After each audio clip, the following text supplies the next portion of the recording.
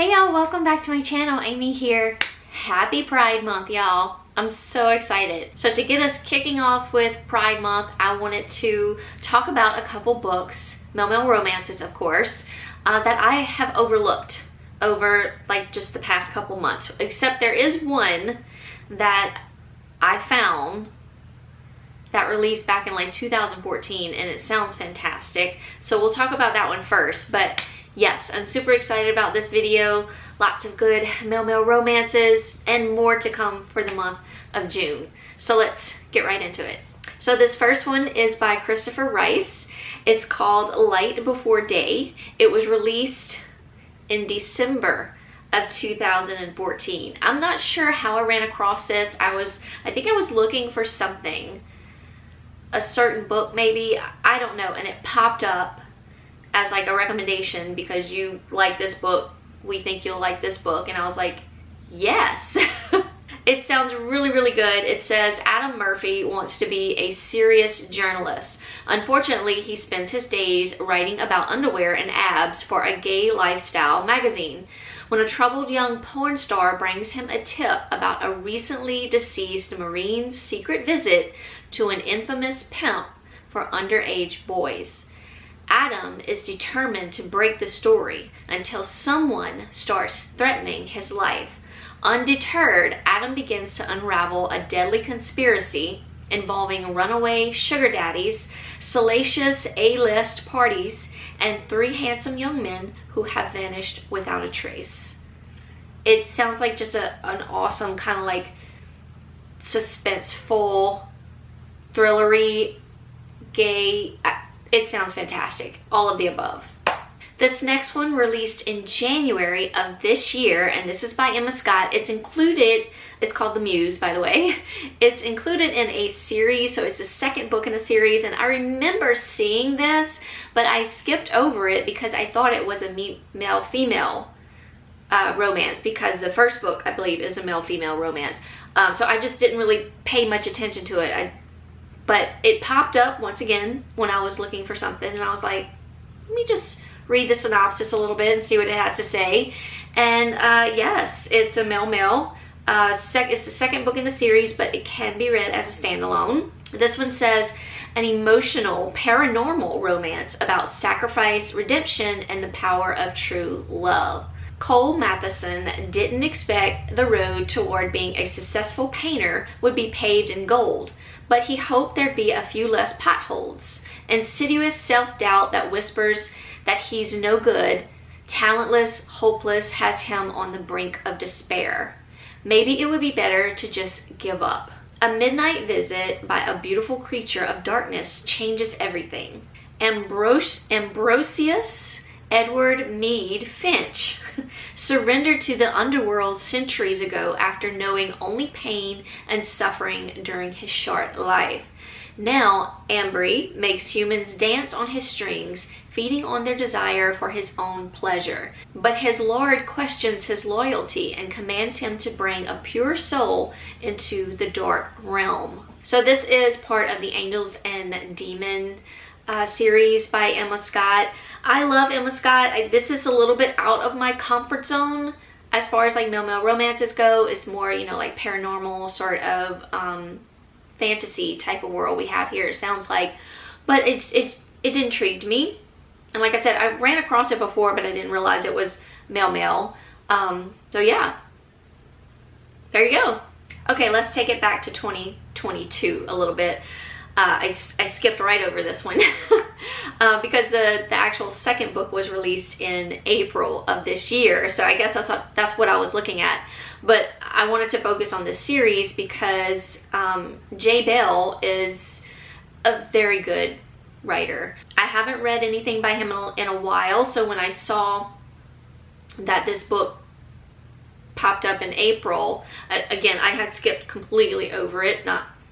Not sure why. Maybe it didn't show up in my radar, but I think I got an Amazon recommendation about the second book anyway. So I went back and I was looking at the series and I was like, oh, let's check this out. So the first book is called Pride High by J. Bell. Book 1, Red. And this is what caught my attention. what it's like being a teenager in the 90s. It wasn't easy.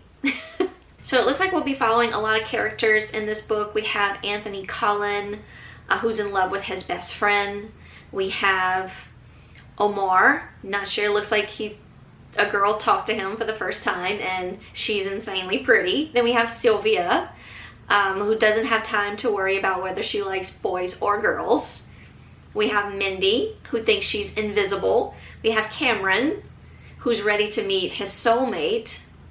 We have Ricky, he's the new kid in town. And that looks like that's it. But it says, Pride High Book 1 kicks off a new series that mixes cool characters, realistic relationships, mature themes, and plenty of fun. It just sounded really, really intriguing. It's based in the 90s. It's by J. Bell.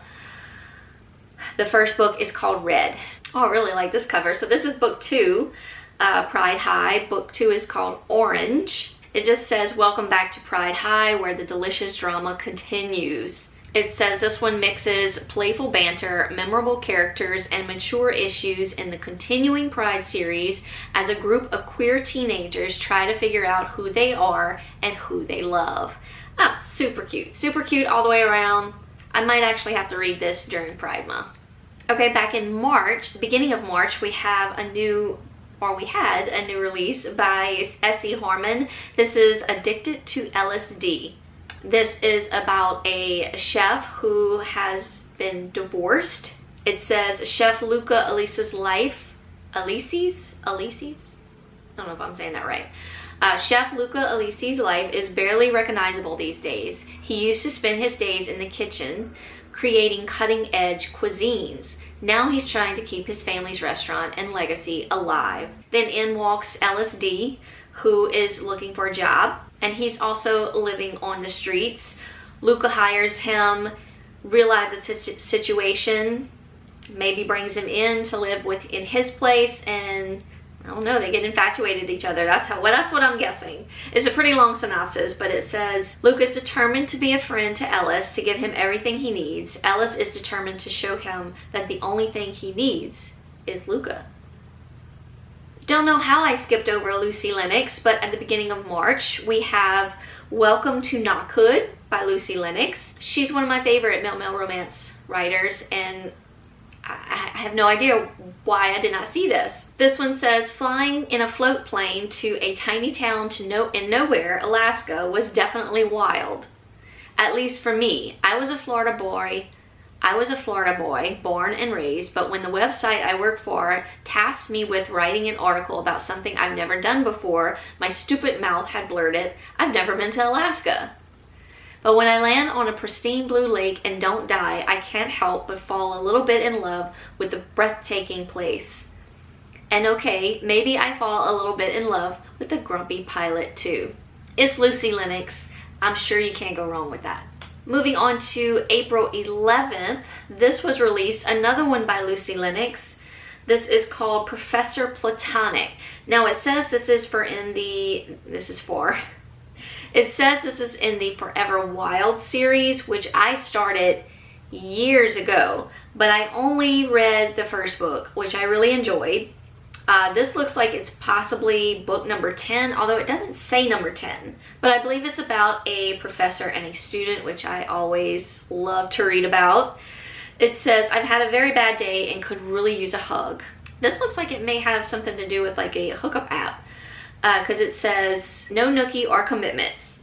I don't want to talk about it, just hold me all night and tell me it's going to be okay. When my grad school application to join the Raintree Arctic expedition gets unexpectedly denied, I know exactly who to blame. Professor River Henry. He's always had it out for me. For some reason, he holds me to a higher standard than everyone else in the evolutionary biology department, which means he probably failed to recommend me for the research expedition, and he's most likely going to give me my final exam a big fat F. All I want to do is drown my sorrows in some platonic cuddles and pretend I haven't hit rock bottom before my scientific career has even had a chance to get off the ground. But when Professor Henry is the one standing on the other side of the hotel room door, I suddenly realize with breath-stealing horror just how far I have left to fall. That sounds really cute. I think this could be read as a standalone as well in the series, even though it belongs to the series. But you know, if you want to go back, the first book is really good, but I haven't read any more in the series. Not sure why I never continued that. It's like so many series out there that I started and I never finished. But anyway, I love a good teacher-student kind of thing. And then I think it involves some sort of hookup app, and then it ends up to be his teacher. Sounds good. Also a book in a series that can be read as a standalone. This is WTF by Cambria Hebert or Herbert. I don't know how they pronounce it. This is the 4th book in the Westbrook Elite series. Now this does have a mixture of male-female and male-male romances. When I ran across this book, I kind of went back and looked. I think I might have mentioned, let me look at the other books. I might have mentioned one of these books before. Yes, Wish. I talked about Wish before. Wish is book number 3 that came out in, when did this one come out? It was published in January of this year. And then WTF was published in April of this year. I don't know what I'm talking about, but it does specifically say a male-male Westbrook Elite standalone. We do have some warnings here. It says WTF contains stalking and domestic abuse, not between the main characters. There's also mention of off-page parental death.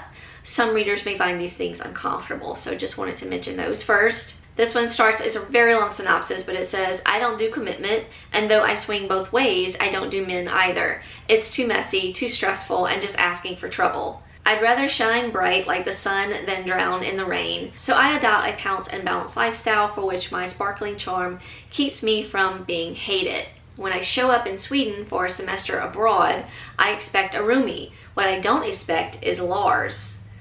The storm to my sun, the test of my patience, how easy he makes it to forget all my reasons for staying away from guys. What happens in Sweden stays in Sweden. So that's, like I said, it's a very long synopsis, but it sounded really fun. It's a swim team. He goes abroad.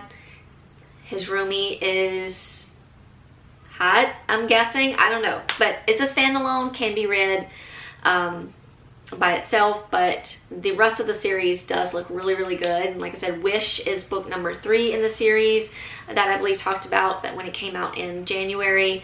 Yeah, another great series to start, or just read the standalone. Another April release that I looked over, this is False Start by Nev Wilder and Riley Hart. Great duo team writer. This is actually the 2nd book in the Playing for Keeps series, and this is a sports male-male romance. Hey, my Bella. What are you doing? Oh, it's EAT time, so we need to move this right along. This one says False Start is a low angst, high heat sports romance in Playing for Keeps series. So we have Cullen and Houston. This is actually the 2nd book to Rookie Move. Like I knew, like I started reading the synopsis and I was like, wait, I've heard these characters before. I think they're mentioned in the 1st book. These books can probably be read, I'm sure, as standalones, but I just recently read Rookie Move and absolutely loved it, gave it 5 stars. So this is the 2nd book in the series, so I'm definitely going to continue the series because I loved the 1st one so much. But in this one we have Cullen and Houston. Actually, I believe Houston is the brother of one of the guys in the 1st book, if I'm remembering correctly. I could be totally wrong. So this says that they were secretly together in college before it blew up in their faces. And this is Cullen talking. It says, so when I see him again years later, you'd think I'd know better than to end up in an airport bathroom stall tearing his clothes off. To make matters worse, because of mistakes I've made, I find out afterward I'm being traded. Now I'm solely focused on my place again, until Cullen Atwood walks back into my life and tempts me into an airport bathroom stall. It says Fake Start is a low angst, high heat sports romance in the Playing for Keeps series. Another sports romance that came out in April, this is Brick Walls by L.A. Witt. Also another great male romance writer. This one does contain a warning of cocaine addiction, and it does say if you want more information about trigger warnings to go to her website to look at those. So just wanted to mention that. So we have Carrie Soul Solomon. He's in a slump. He's a mess. His stats have plummeted. Fans hate him. After he caps off 2 awful seasons with a catastrophic playoff flop, his team is done with him. As luck would have it, though, the Seattle Sasquatches are desperate for goalies. When they snatch up Soul off waivers, maybe he has a chance to turn things around. And then we have Josh O'Brien, who's also a train wreck thanks to an injury and a messy divorce. His career is a disaster, and now he's an unrestricted free agent who nobody wants to sign. Then Seattle comes knocking with an offer he can't refuse. A huge pay cut, but a shot at redemption. One that means being teammates with the ex whose name still raises Josh's hackles all these years later. So they must have dated in the past. Now Josh and Soul are stuck on the same team. Proximity dredging up emotions they've both kept buried for years. As they remember all the sparks and feelings that once drew them together, neither can decide which is worse, being together or apart. L.A. Witt is very good at writing emotional reads and just great stories, great backgrounds. So yeah, don't know how I missed this one. In May, I actually looked over 2 male romances. One is in a series by Lauren Blakely, or L. Blakely, which I believe she's going to start doing that name for her male romances just to kind of distinguish them. But we have Manhandled. This is book 5. It came out on May 3rd. Completely looked over this one. I have not started this series. I think I have like the first 3 or 4 books on my shelf. 3. I have the first 3 on my shelf up there.